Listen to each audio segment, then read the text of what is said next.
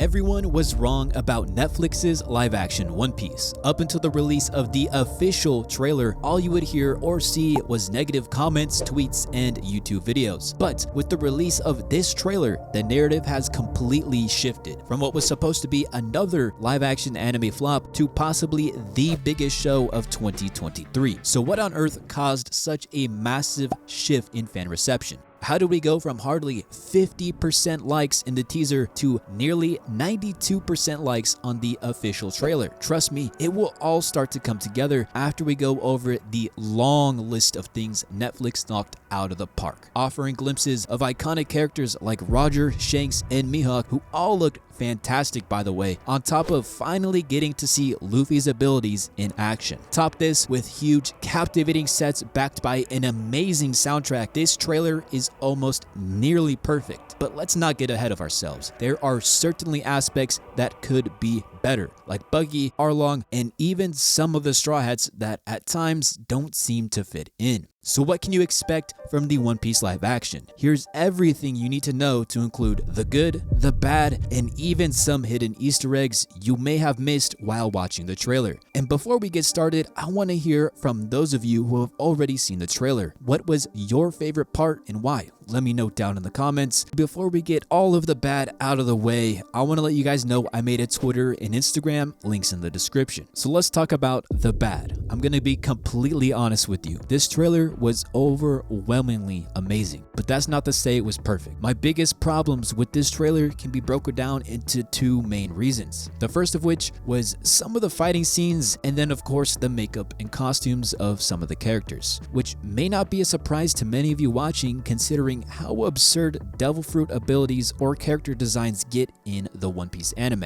This has certainly been a concern to many fans since the announcement, but it's not that simple. It has less to do with how absurd devil fruit powers are and more to do with the character's fighting style. For example, all of the shots of Luffy using his abilities and fighting looked amazing. And then on the other hand, we have scenes of Buggy, Sanji, and even Zoro where they ended up feeling a little theatrical. While I think Buggy's makeup looks fantastic, this scene of Buggy using his abilities is one of the weaker points in the entire trailer. To my eyes, Buggy does not feel natural at all floating, which I know is saying a lot considering Chop Chop people don't exist in real life, but the fact that he's stationary in the air while saying his line makes this feel extremely rehearsed, and it gives the impression you are watching a live play in a theater. If you don't quite get what I mean yet, that's okay, because Sanji has the exact same issue. While Taz Skylar has done a phenomenal job as an actor essentially becoming real-life Sanji, the scenes of Sanji fighting look almost slow motion. Specifically, this kick makes it clear that Sanji is lifted by a harness. You can also see it here with Zoro while running and then Sanji flying out of the water. Ultimately, this is a rather minor issue, and all things considered, I understand that adapting anime into live action has its limitations. Thus, I still think the actors have done a great job and they made anime fighting go a long way. My second and larger issue with the trailer were character designs, namely Arlong and Nami. The rest of the characters looked amazing, but the fact that Arlong doesn't tower over Luffy takes a lot out of his character. On top of the fact that his makeup and wig also don't look good, but we'll have to wait and see for the final product to truly tell how much of an issue this is going to be, but I definitely think Arlong deserves to be taller. Finally, my last issue was rather minor, but Nami's hair is too obviously a wig, which is honestly disappointing considering they somehow managed to make Zoro's green hair feel completely natural when you would think it would be the other way around. Now that we have all of the bad out of the way, which wasn't a lot, it's time to start talking about the endless good that we saw in this trailer. Of course, they had to get a lot right in order to go from 56% likes in the teaser to the now 92%. I'm sure you want to know what they did to warrant such a drastic shift in fan opinions. Well, it was nothing short of the music, comedy, casting, atmosphere, the CGI, and much, much more. One of the most obvious things immediately grabbing your attention and giving the feeling of a high production show is the sound design.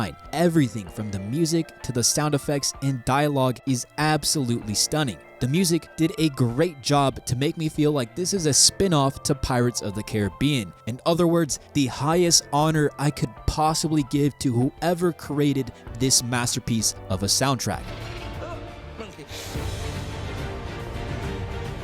This is something I am absolutely looking forward to, especially when it comes to a show like One Piece where the world is so vast and detailed. The orchestra in the background did a fantastic job tying everything together and making me unbelievably hyped for the adventures we're about to see Luffy go on. Even though this is a story we're all familiar with, the music gives this a fresh coat of paint that makes One Piece feel new. Of course, we wouldn't want this show to feel too new, and luckily for us, the comedy is going to make you feel right at home. Iñaki Godoy is a fantastic Luffy, and all of his lines were perfection. So what do you say?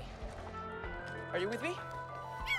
I honestly think this is going to be one of the major things carrying the entire show and making this live action feel like One Piece without crossing the line into too cringy or too corny. From the way he talks to a seagull to displaying his Jolly Roger with pride, and even the way he's walking right here. All of these scenes put a smile on my face and make me feel like this is a real-life version of Luffy. But not only is the comedy good with Luffy, we also saw Sanji and Zoro quipping. Guy, save your ass. Well, I saved your ass. I'm glad the live action found ways to incorporate the gags within One Piece without taking it too far and making it feel too much like the anime. A large reason this works so well is because of the fantastic cast. Of course, we already know the Straw Hats were casted perfectly, but this time we gotta get a closer look at Roger, Garp, and Mihawk, all of which looked great, but especially Mihawk, who had no business looking as fire as he did. If you told me 10 months ago that Mihawk was going to be the best looking character in a live action, I might honestly believe you, not gonna lie. Mihawk has immense drip, but I sure was not expecting this from Netflix. Not to mention, Roger is exactly how you'd want the former Pirate King to look, from the mustache to the grimy appearance and the slight pirate accent.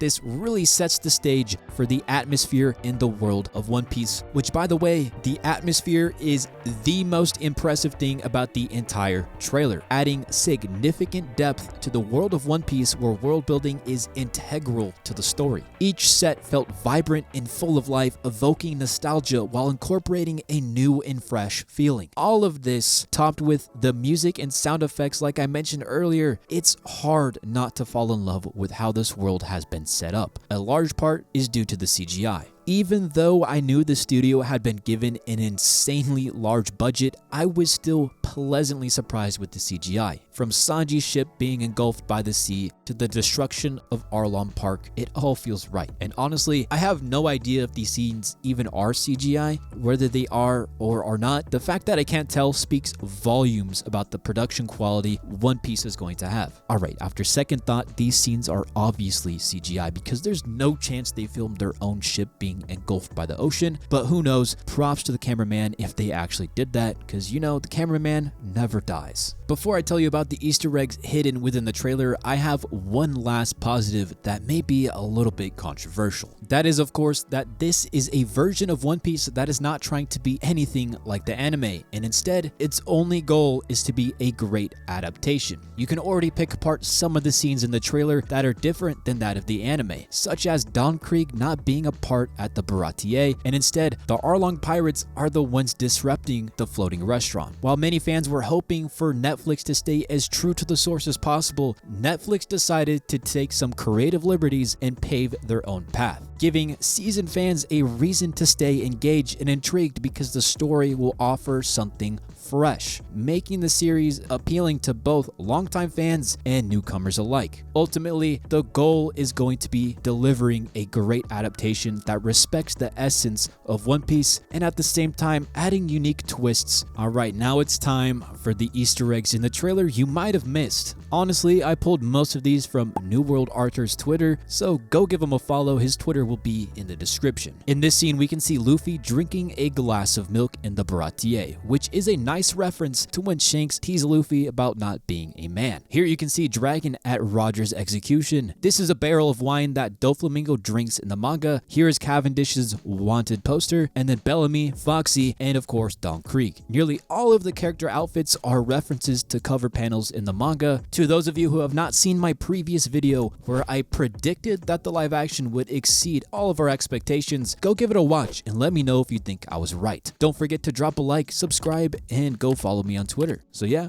bye.